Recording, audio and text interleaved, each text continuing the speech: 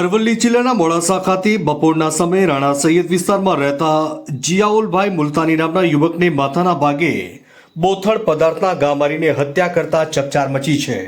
પૈસાની લેતી દેતી બાબતે જિયાઉલને માથાના ભાગે અશરફે બોથડ પદાર્થ જેવી વસ્તુથી માર મારતા તેને માથાના ભાગે વધુ ઈજા પહોંચતા સાર્વજનિક હોસ્પિટલ ખાતે ખસેડાયો હતો, પરંતુ ત્યાં હાજર ડોક્ટરે તેને મૃત જાહેર કર્યો। ત્યારબાદ પીએમ માટે લઈ જવામાં આવ્યો, પરંતુ ત્યાં ડોક્ટર દ્વારા જીવ હોય તેવું જણાવતા તેને સંજીવની ખાતે લઈ જવાયો, પરંતુ ત્યાંના હાજર ડોક્ટરે તેને મૃત જાહેર કર્યો હતો। પોલીસ દ્વારા સત્ય ઘટનાની તપાસ હાથ ધરી કાયદેસરની કાર્યવાહી કરવા તપાસના ચક્રો ગતિમાન કર્યા છે।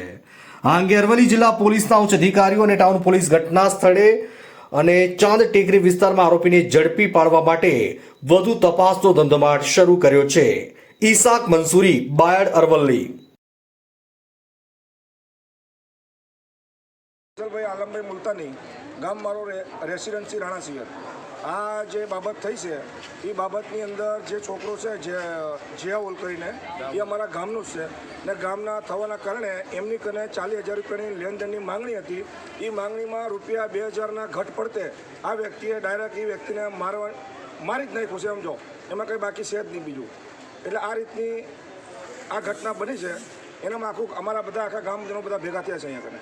હજી કંઈ કેવું છે આમાં? બીજું શું કહેવાનું તમારે બાબતે? બસ આ બદલ એમાં એવું છે કે હવે પોલીસ સ્ટેશનમાં ફરિયાદી કરી છે, હવે ફરિયાદી ઉપર જે નિર્ણય નીકળે છે એ પોલીસ જોઈ લેશે। જિલ્લા બાંસવાડા તહેસીલ ભેડી, બરાબર। આ મારો જમાઈ તો જાહુલભાઈ, એના બદલે 20,000 રૂપિયા વ્યાજ ઉપર લીધા હતા। હર અઠવાડિયે 2,000 રૂપિયા હાલતો હતો, બરાબર। આ અઠવાડિયે પૈસા થયા નહીં એના કને, બરાબર। તો દુકાન ઉપર જાય ને સાલિસન પાઇપ ઉઠાવી ને માથા ઉપર ટીકી દીને મારી નાખ્યો। આનો કાંટોનો કાંટો કેસ થવો જોઈએ।